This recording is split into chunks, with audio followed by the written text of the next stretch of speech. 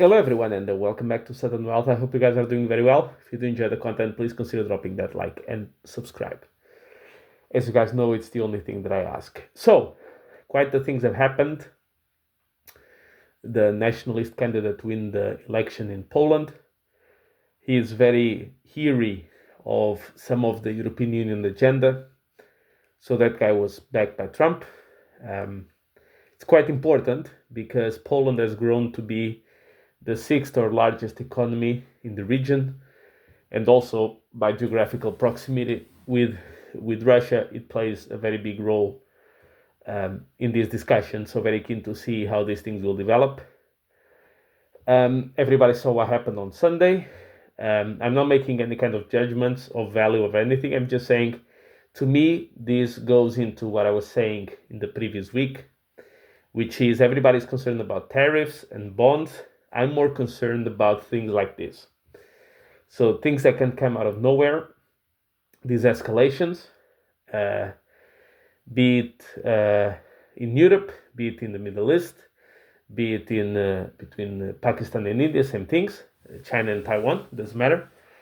So those things are the things that, for a time period of 3 to 6 months, are the things that concern me more than something that everybody has its eyes on. Because when everybody's looking at it, it becomes very, very easy to see that there's not going to be the thing that's going to destroy it. It's going to be the things that people are not paying much attention to. So that's my position. I look at it from that standpoint. As a general principle, I don't like conflicts as those result in a final event, which is people perishing. Once they perish, they perished. That's it. There's nothing you can do to reverse that. So it pains me to see it. Now the U.S. has come and said by Wednesday everybody needs to deliver their terms of agreement, terms of trade, what they want. Otherwise, the tariffs will be reinstated. When the time comes, right? So some people have been quite upset at this. Look, the US has a situation which is very particular to them. And you may like it, you may dislike it, it's just a reality. For many years, the US has had tons of trade deficits with both Democrats and Republicans. It's nothing to do with the party. And for dozens of years, the US didn't care because they can just print the money and make up the difference. The issue is that jobs and jobs and jobs and jobs and jobs end up going offshore to the point where a figure like Donald Trump pops in and whatever is left of the working class turns to him for saving. Pretty much because the other side didn't give two shits about it. That's the reality. Now, what is the US saying? You have to pay a fee to come here. And you see these deficits that we have, not going to happen. They're going to be reduced dramatically. Now we understand we are a much bigger economy. We'll always have some deficits. But $1.2 trillion a year is unacceptable. So we need some investments in the US. We need some factory buildings in the US. And we need some tariffs in place. And we need some good trade agreements for the US. And what is the big leverage of the US, in my view? It depends on the countries, but for example, versus Europe, the US pays the defense of other countries. And for many years, the US didn't care. For many decades, just pay for it. Until they care. And the good solution is, look guys, I'm going to keep paying for your defense as you build your own.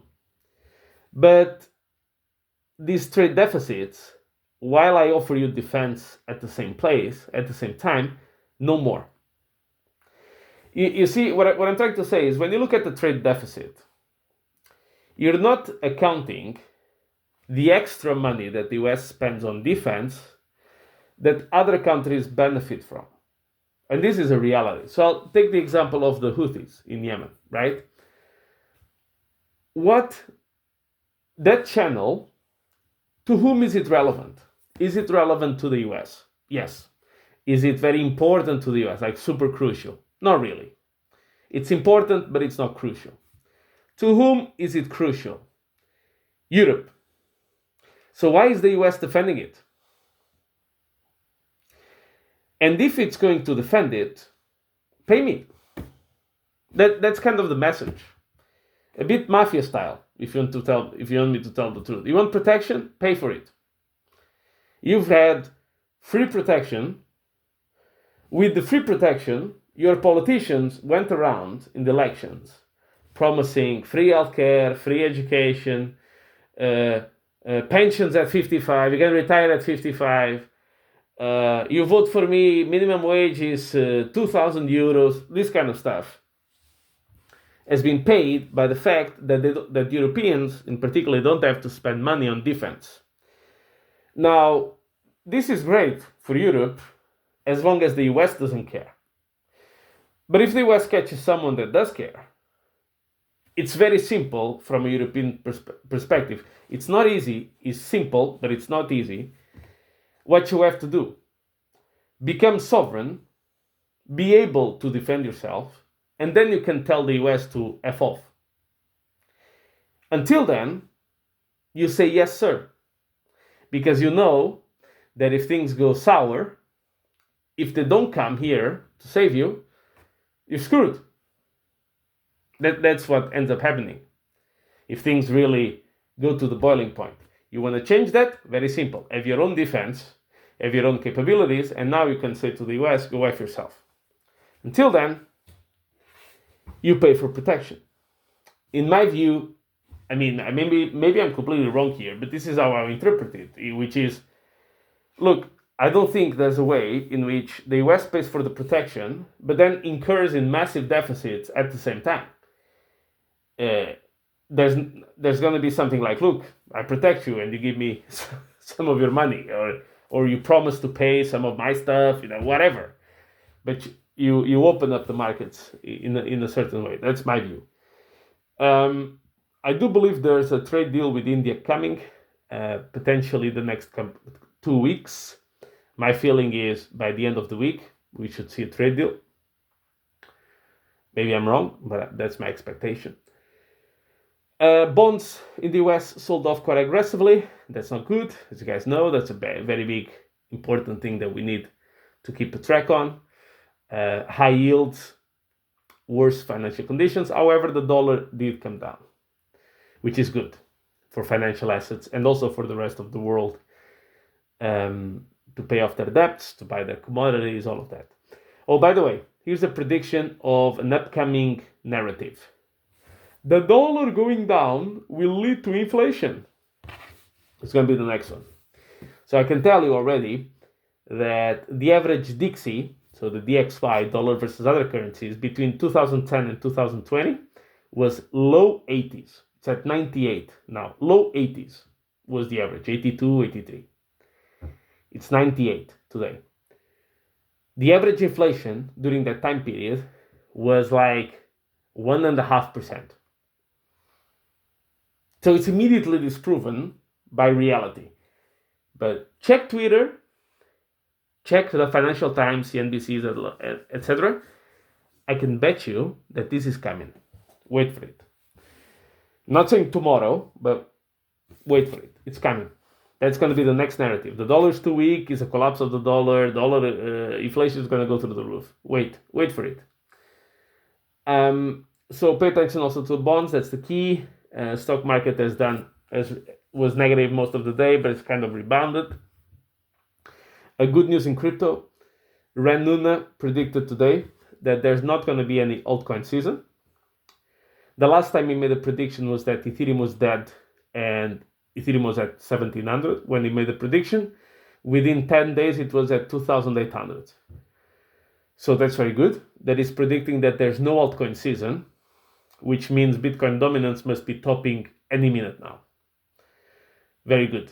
Very good that he's saying this. Of course, he's gonna, in a few weeks, I think he's gonna be making a video of the top altcoins to hold.